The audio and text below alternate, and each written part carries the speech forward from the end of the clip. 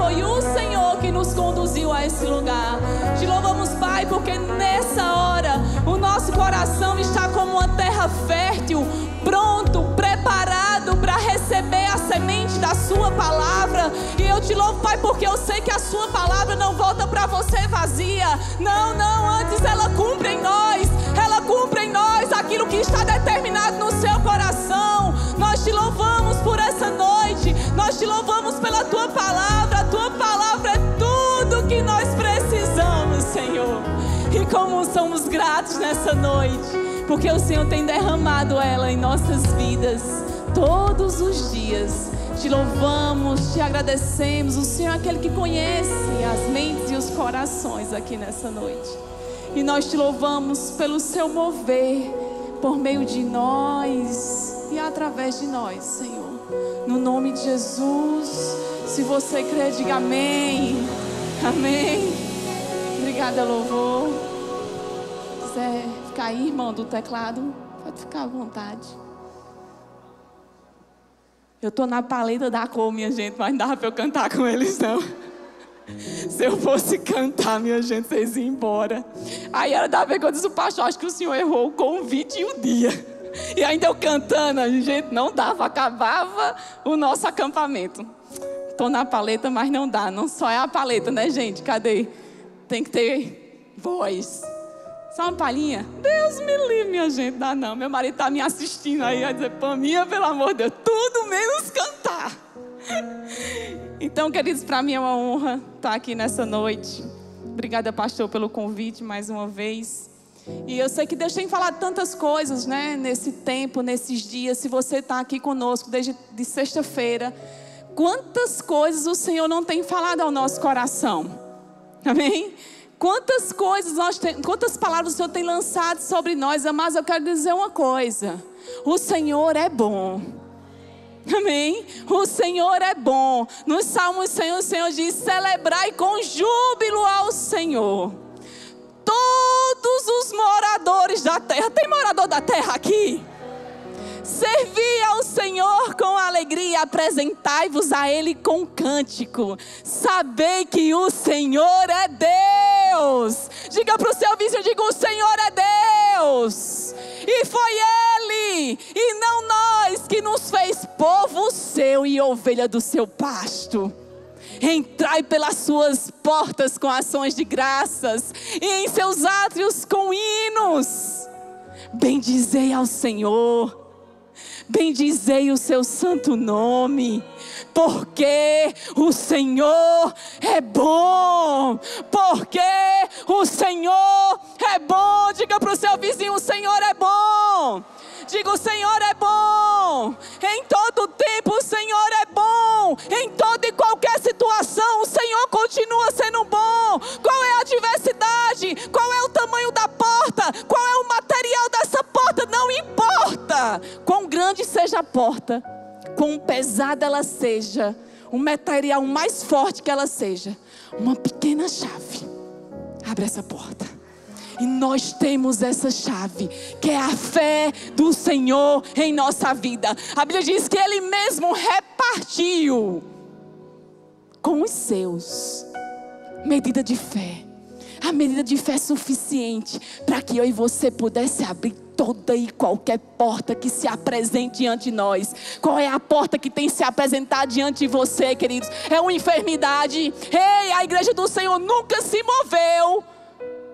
Ela nunca se moveu no meio das possibilidades, de coisas possíveis, de coisas comuns, de coisas prováveis.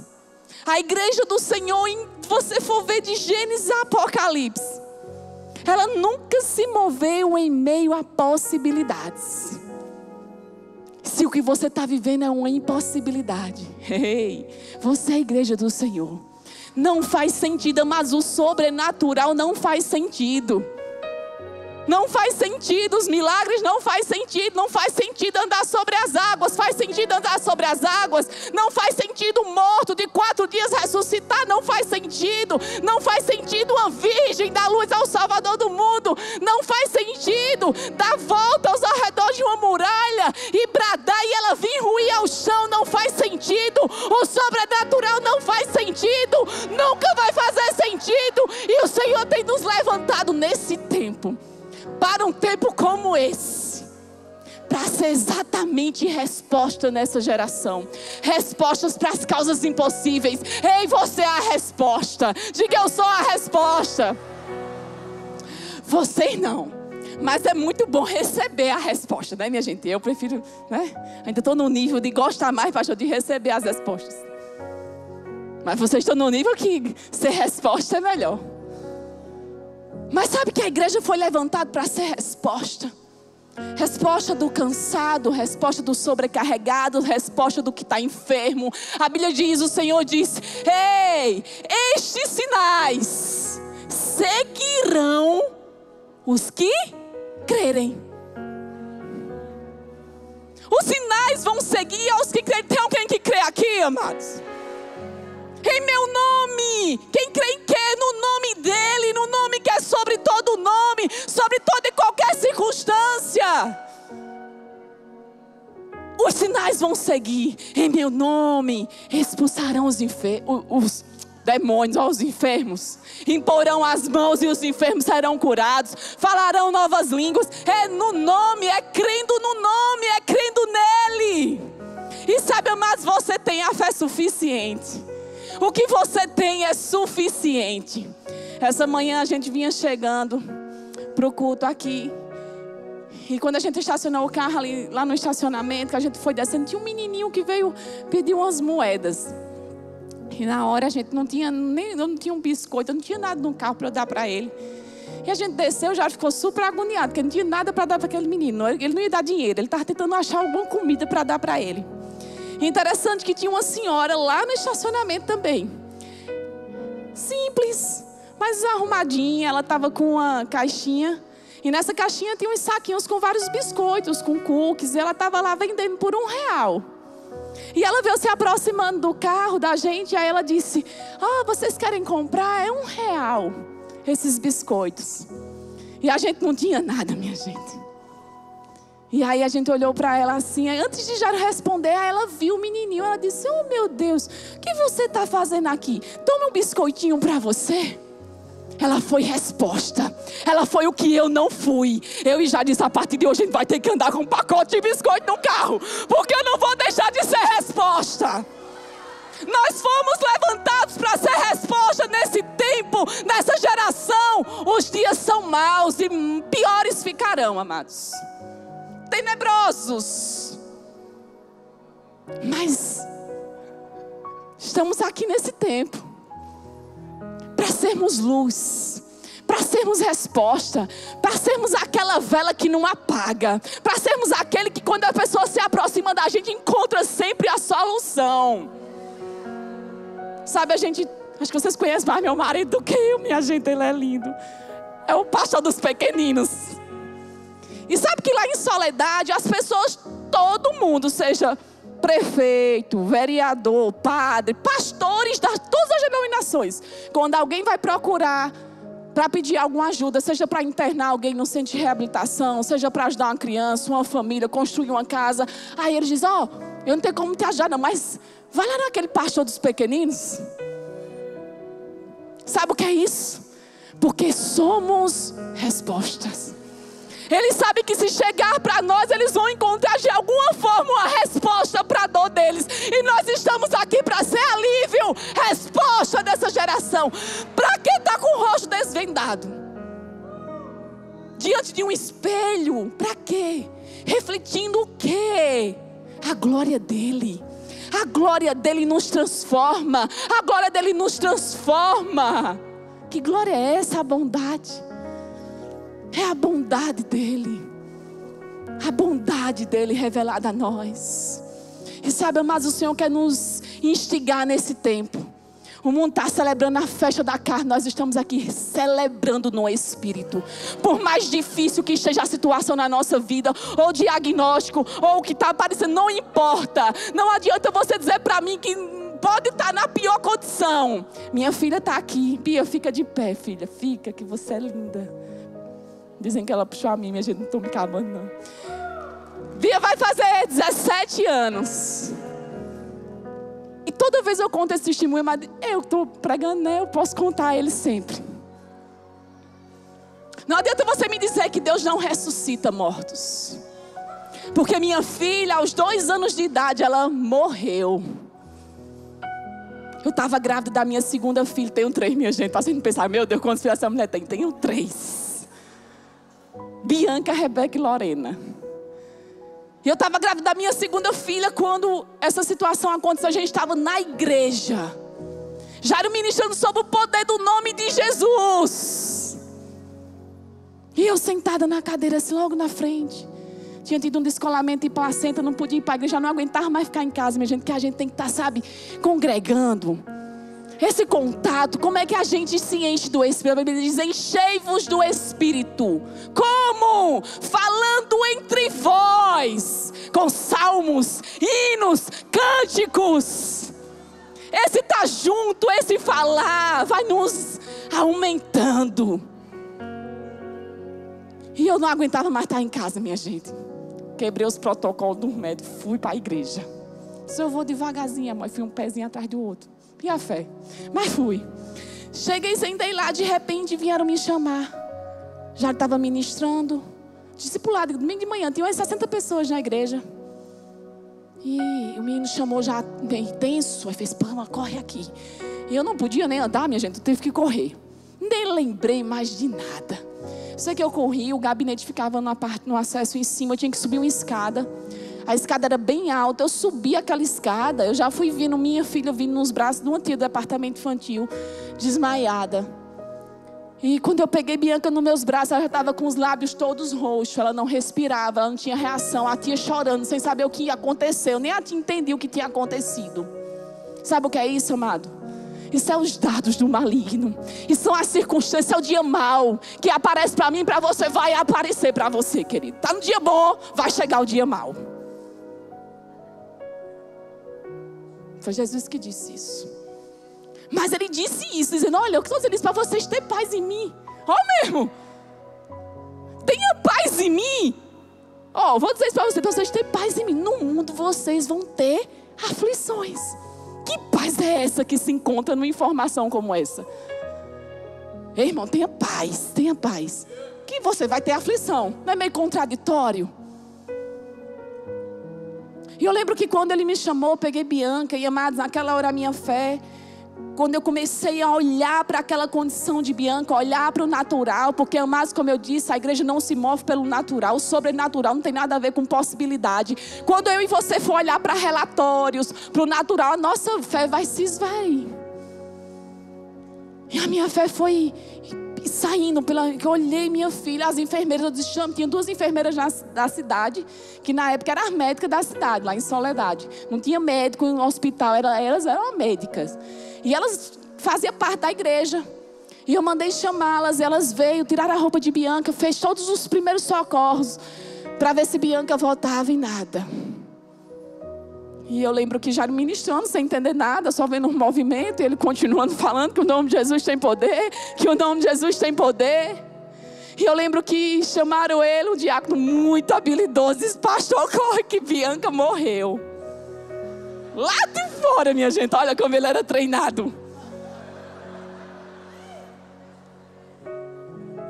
A igreja sentada ouvindo sobre o nome de Jesus. Aí ele lá naquela condição. E sabe, amados, que naquela hora cada um tem uma forma de agir. Não quero ser ninguém. Não quero fazer, fulano agiu, eu vou agir assim também. Cada um tem sua forma de agir em Deus. Eu fui para dentro do gabinete e disse, Senhor, eu não podia dar luz a filhos, eu não podia gerar, eu não podia ser mãe de filhos, mas eu confiei na sua palavra. Eu comecei a falar a palavra para levantar a minha fé, porque aquela condição estava abaixando a minha fé. Então eu tinha que levantar a minha fé. Eu comecei a falar em voz alta dentro do gabinete fechado. Eu nem quis mais saber de Bianca. Olha, mãe, eu precisava, porque ela precisava da minha fé, para que ela, a chave que abre a porta, por maior que seja. E eu lembro que Jairo desceu e disse, podem continuar aqui, queria que vocês ficassem orando, eu vou ali resolver um problema e já volto. Olha o pai, tão, né, nem sensível ele é. Pessoas pensaram isso dele na hora. E ele disse que dentro dele veio a impressão, corre. A vontade dele era correr, sair correndo como eu fiz. Mas o Senhor disse a ele: não corra, vá andando. E ele começou a andar. Meu marido podia estar na paleta e cantar, minha gente, eu não. Eu só vou dizer qual era a música. E o Senhor começou a dar uma inspiração para ele, dizendo: eu não vivo pelo que eu sinto, eu não vivo pelo que eu vejo, eu vivo pelo que eu creio. Eu não vivo pelo que eu sinto, eu não vivo pelo que eu vejo, eu vivo pelo que eu creio. E ele foi dando passos lentos até chegar lá em cima. Ele disse: sai todo mundo daqui. Me dê a menina. E ele pegou Bia nos braços, mas já fazia meia hora Bianca sem respirar. E ele mandou todo mundo descer, que as enfermeiras já estavam chorando, todo mundo chorando.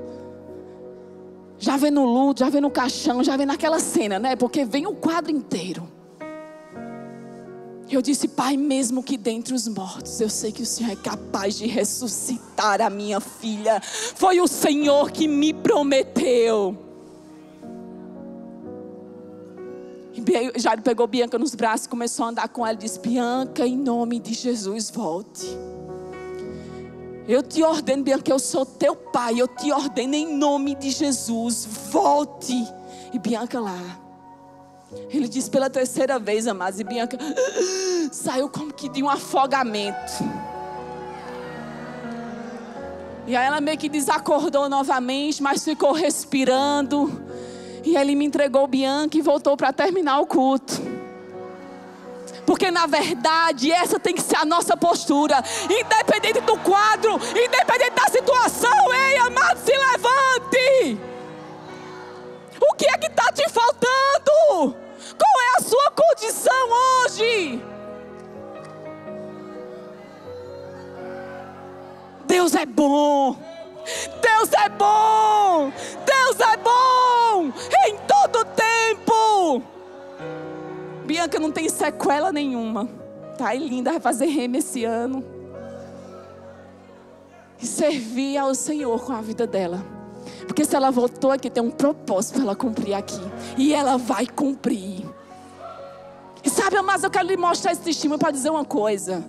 Tem hora que a gente vive uma ressurreição de um morto dentro de casa. E está diante de um lado de uma infecção, de uma dor de cabeça. E parece que aquela fé...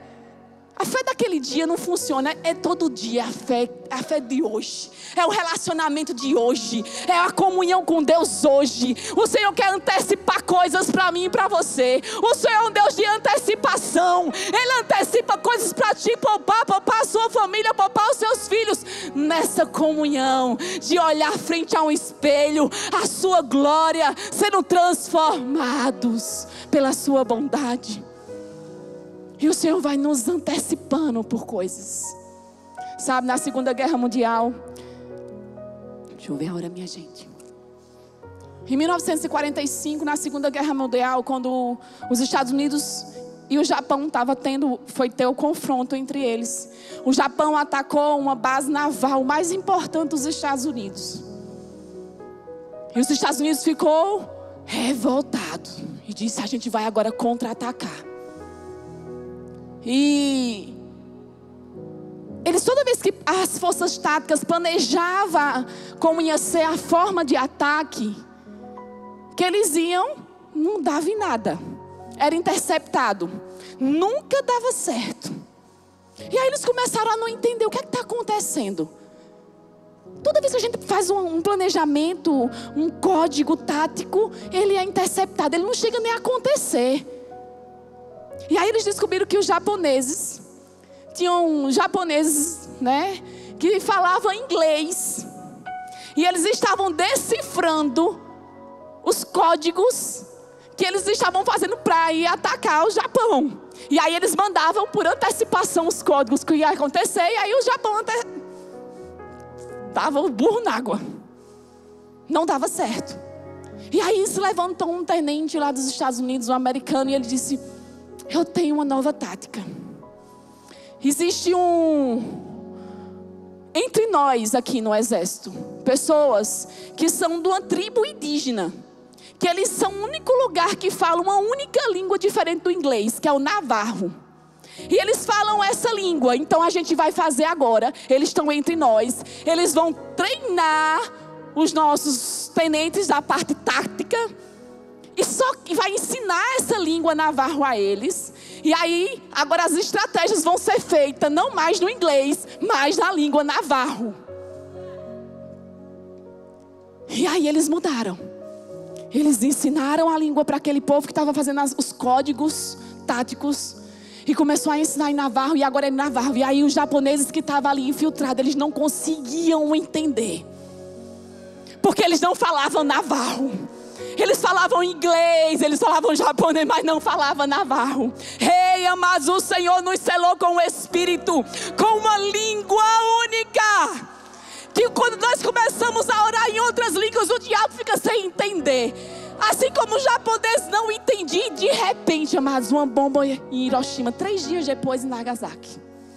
Eles não conseguiram interceptar e se renderam aos Estados Unidos. Ei, amados, quando eu e você se levanta na oração em línguas, orando em outras línguas, não a homens, mas ao Senhor que entende, orando em mistério a Ele, amados, de repente, o diabo sem entender, levantando coisa, e aí é uma explosão dunamis do Senhor. Nessa situação que você está enfrentando acontece, e o inimigo não entende porque, mas existe uma comunicação que só você e o Senhor entende. Daí a importância de orarmos em outras línguas e de sermos também avisados antecipadamente. Como nós não temos muito tempo, eu preciso ler a Bíblia, né, minha gente? Senão eu só vou contar a história, não dá. O pastor nunca mais me chama. Vamos abrir a Bíblia, por favor, no livro de 2 Reis, para que a gente possa entender que Deus trabalha com antecipação. Amém? Deus quer antecipar coisas para o seu povo nesse tempo. Esse é o último tempo da igreja na terra.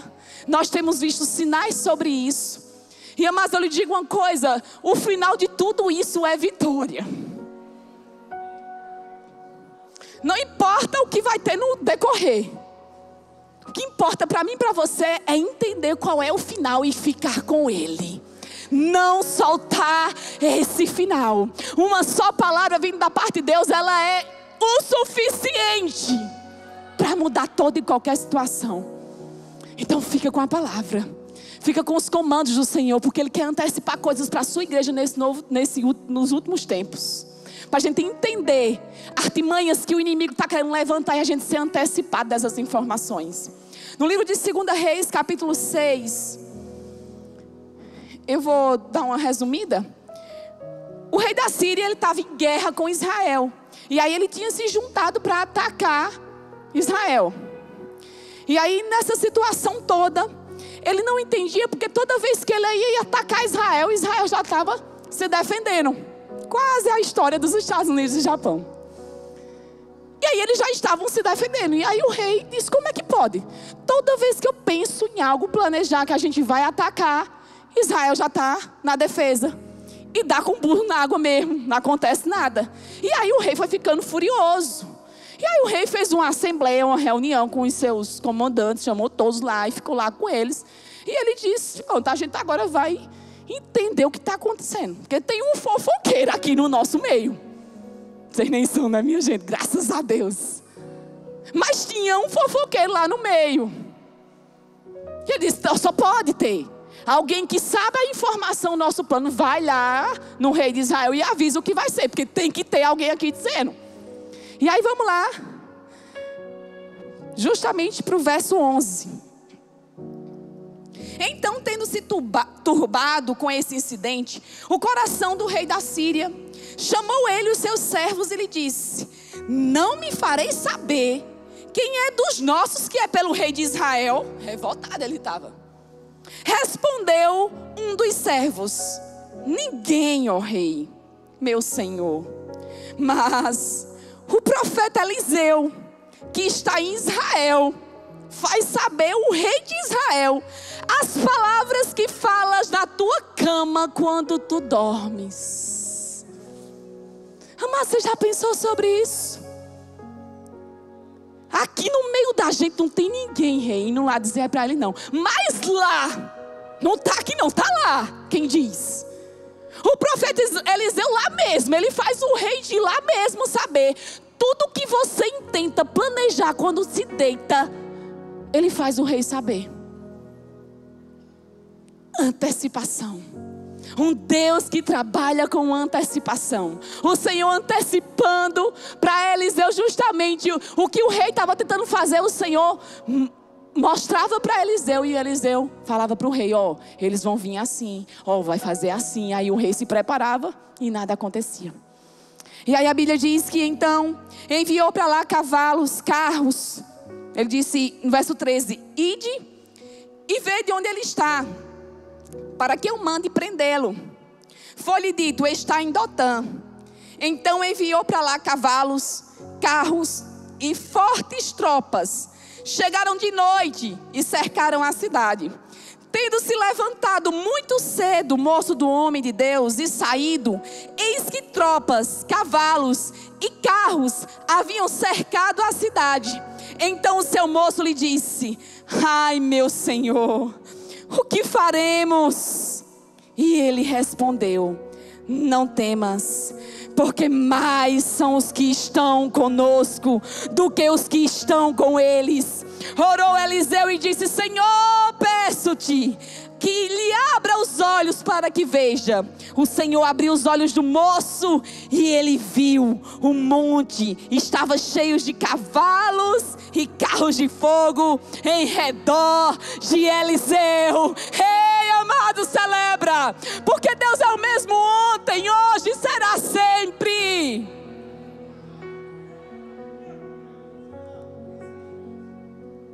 Eliseu estava lá.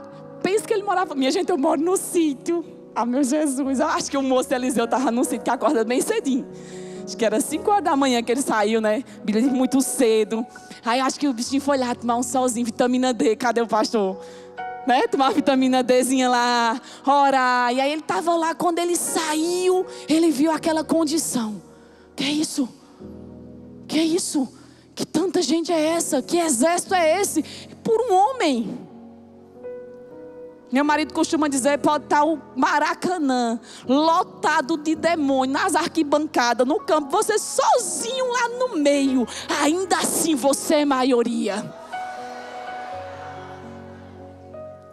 E sabe que naquela condição toda, quando ele viu aquilo, ele voltou e disse: meu Senhor, o que faremos? Ai, meu Senhor, o que vamos fazer? Tanto de gente que tem aí, eu e você, não dá conta. E a Bíblia diz que Eliseu nem se importou. A Bíblia não relata que Eliseu disse: deixa eu dar uma olhadinha aqui para me ver se de fato quantos são. Deixa eu ver aqui como é que está essa condição. A Bíblia não fala sobre isso. Para Eliseu pouco importava o que estava ali fora. Pouco importava a quantidade de pessoas que estava fora. Pouco importava a força do exército que estava vindo buscar ele. Ele sabia que maior era o que estava com ele. E ele disse: ô Senhor, abre os olhos dele. Faz esse favor, Pai. Abre os olhos dele para que ele veja. Para que ele contemple. Que muito mais são os que estão conosco. E ele diz que aquele moço ficou surpreso com o que ele viu, com a quantidade de anjos, de carros de fogo que cercavam eles. Ei, mas assim é sobre a minha e a sua vida. Eles estavam numa aliança menor, inferior. Nós estamos numa aliança superior, contemplando a glória do Senhor, a sua bondade, refletindo como no espelho essa bondade e sendo transformados. Quanto mais nós, o que nos cerca, o que nos guarda. Ei, mas o Senhor não dorme. O Senhor não dorme. O que o Senhor falou, eu lembro quando ele chega para Zacarias, não, meu Deus, pronto, fugiu o nome da minha mente agora. Sobre a vara da amendoeira, alguém lembra o nome? Jeremias, não, Ezequiel, né? Ezequiel. E ele diz: Ezequiel, o que é que você está vendo? Jeremias, obrigada, pastor. Jeremias, ele olha, chega para Jeremias e diz: Jeremias, o que é que você vê? E ele diz: eu vejo uma vara de amendoeira. E ele disse: viste bem, porque eu velo sobre a minha palavra para que ela se cumpra. Ei, amado, você já velou um defunto? Você já esteve num velório? Eu acho que todo mundo já teve esse desprazer. Seja um ente querido, um amigo. Velar e passar a noite inteira ali, sem dormir. Assim não é? A Bíblia diz que o Senhor vela. Quando Ele lança uma palavra, Ele vela até que ela se cumpra na minha e na sua vida. Ele não dorme, Ele não está ali, Ele está esperando, com expectativa no cumprimento da sua palavra na nossa vida, amados. A amendoeira é a sentinela, né, da primavera. A primeira árvore que dá fruto pós o inverno é ela, em Israel. É como se ela fosse o vigia. Está acabando o inverno, peraí, eu vou vigiar aqui. A primavera está vindo ali. Nem é estação para ela frutificar ainda. Está vindo a estação. A estação nem chegou.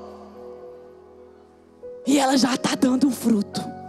Florescendo e dando frutos. Ei, o Senhor nos chamou para frutificar, para dar frutos, frutos da bondade de Deus nessa terra, para ser exatamente a resposta dele para quem mais precisa.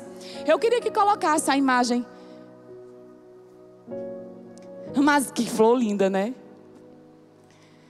Isso é a flor do maracujá. Na minha casa, que eu moro no sítio, minha gente, plantei já uns pezinhos de maracujá. A gente tem uns facheiros lá. E minha pequena é doida por maracujá. Doida não, ela é apaixonada, né? E aí ela, tão fã de maracujá, já disse, não, vamos plantar maracujá. E a gente tem 3 facheiros lá.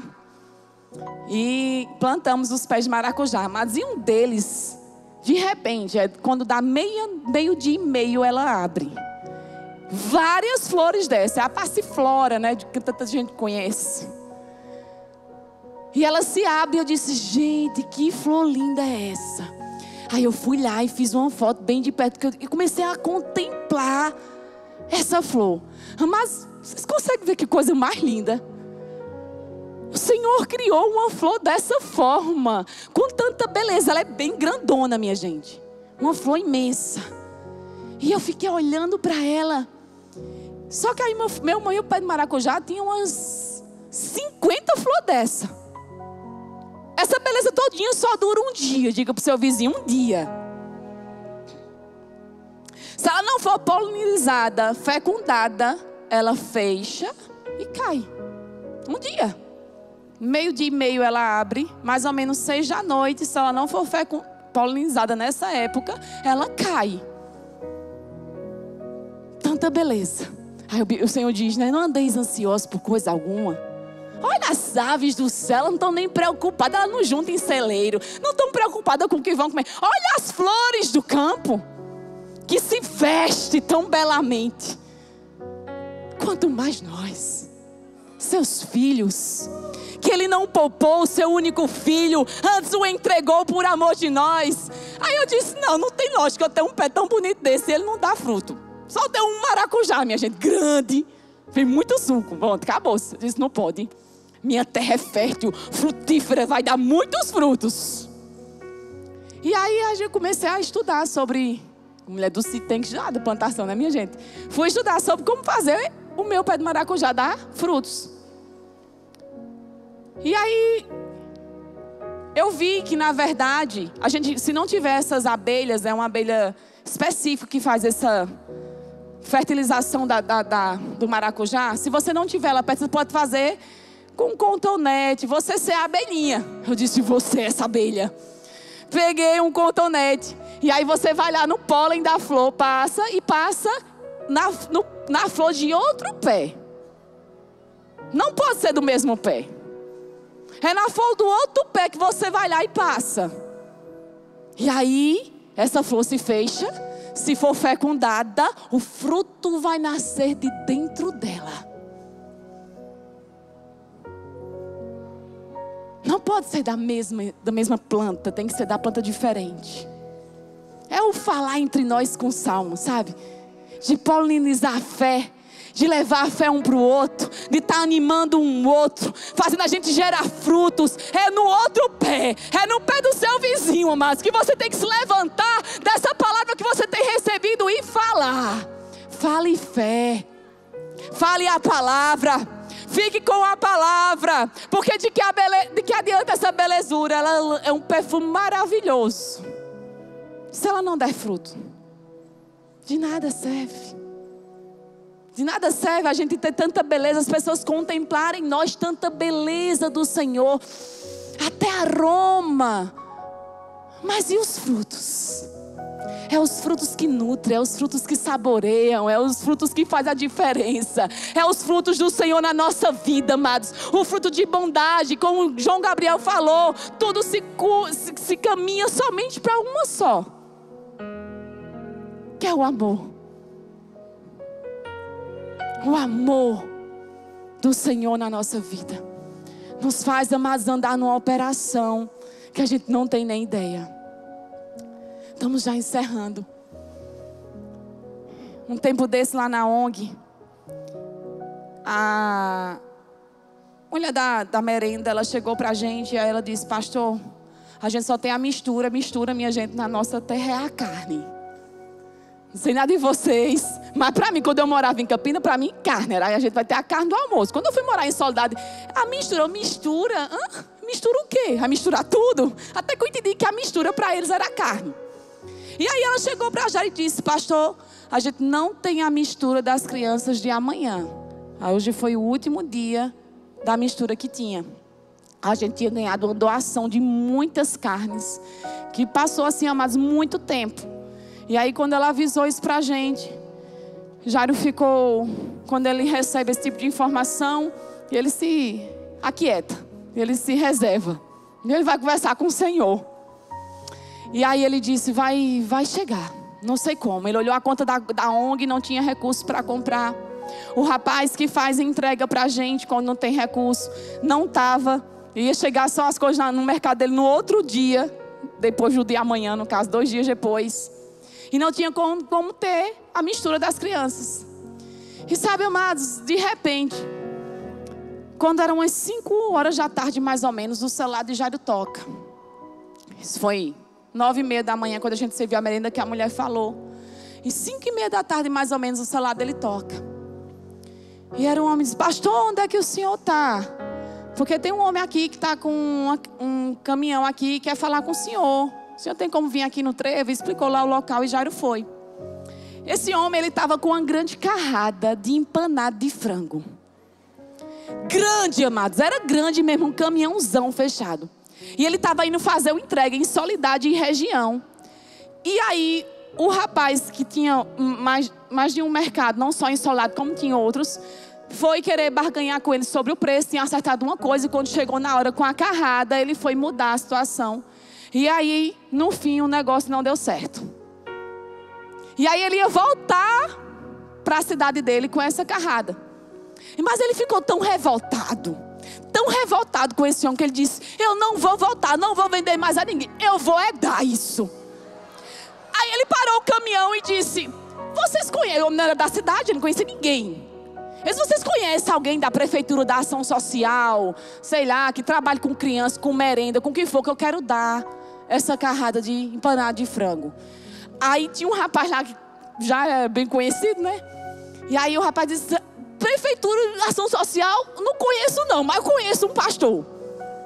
Eu conheço um pastor que tem um trabalho com crianças e que ele serve merenda. Aí disse: pois eu prefiro dar esse pastor do que dar a prefeitura. Pois você tem o telefone dele? Disse: tenho. Todo mundo tem um telefone de Jairo, minha gente, lá em Soledade. O telefone dele é umas 500 mensagens. Fui morar no sítio, né, minha gente, como eu disse. Quem está na minha casa agora diz: pastor, eu não aguento não, todo dia o telefone tocando. Pastor Jairo está aí. Tá não, pastor Jairo mora aqui. Mora sim, ele mora aí. Eu disse: se vira, tô no sítio agora. E aí Jairo disse: vou agora.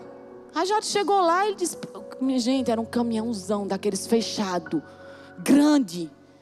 Aí já não imaginava que estava lotado. E aí ele conduziu ele até a ONG, falou com o pessoal da instituição, porque eles não estavam mais lá.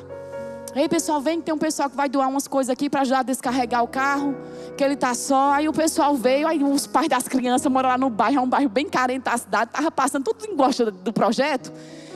Aí quando começou a haver descarga, não, pastor, deixa eu ajudar aqui. Aí começaram a ajudar, mas foi bem uma meia hora. Eles descarregando as caixas de empanados de frango. Encheu os freezer, onde tem 4 freezer, 2 geladeiras grandes, encheu, embarrotou. Todos que ajudaram a descarregar levaram 2 caixas de empanado para casa. Ei, amados, o que é que está te faltando? O que é que está te faltando? Confia no Senhor, porque Ele é bom. Porque Ele é bom em todo tempo. O que Ele falou a meu e seu respeito vai acontecer. Exatamente como Ele disse. Não atenta para os gigantes. Seja aquele que não olha para os gigantes, que não olha para as circunstâncias, que não olha para os relatórios, que não olha para os sintomas, mas que confia na palavra do Senhor. Eu vou encerrar que meu tempo passou. E eu, como mulher do sítio, vou dar o exemplozinho do sítio. Gosto demais desse exemplo, mas não tem como. Toda vez que eu vou ministrar, eu falo do exemplo de Bianca, eu falo desse exemplo encerrando. Do que é fé. Do irmão João, um homenzinho do sítio, que estava lá na igreja, que estava lá todo dia, que não falava nada. Você estava lá atrás, ninguém sabia nem quem era ele. Aí o pastor de repente foi convidado para ir para a casa dele. Estava lá no sítio com esse irmãozinho se balançando na cadeira. Eita, coisa boa.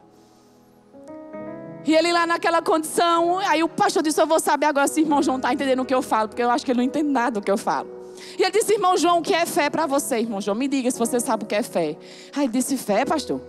Fé, o senhor está vendo aquela montanha ali? O senhor está vendo aquela árvore ali em cima daquela montanha? Aí o pastor, estou vendo. Sim. Ele disse, pronto, fé para mim, pastor.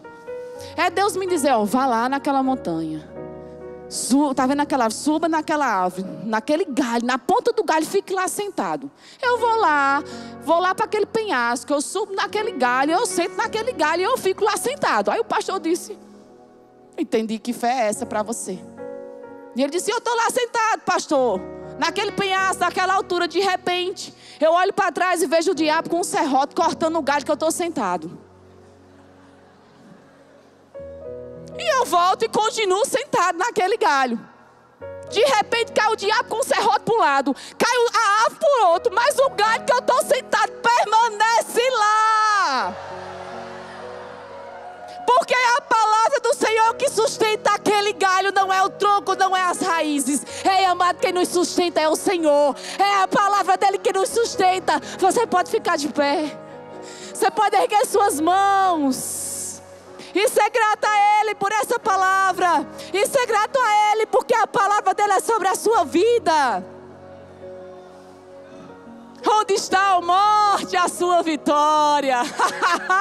Nós celebramos a vida. Nós falamos a vida. Lázaro estava morto há 4 dias, fedendo. E mesmo assim, o poder de Deus ressuscitou ele dentre os mortos. O que não é Deus para fazer sobre o seu casamento, sobre os seus filhos, sobre a sua casa, sobre as suas finanças, sobre os seus celeiros, sobre os seus armários. O que não é Deus fazer isso por você. Ei, amados, levante sua mão, seja grata a Ele, louve a Ele, porque o Senhor é bom. Em todo tempo Ele é bom. Amém, pastor.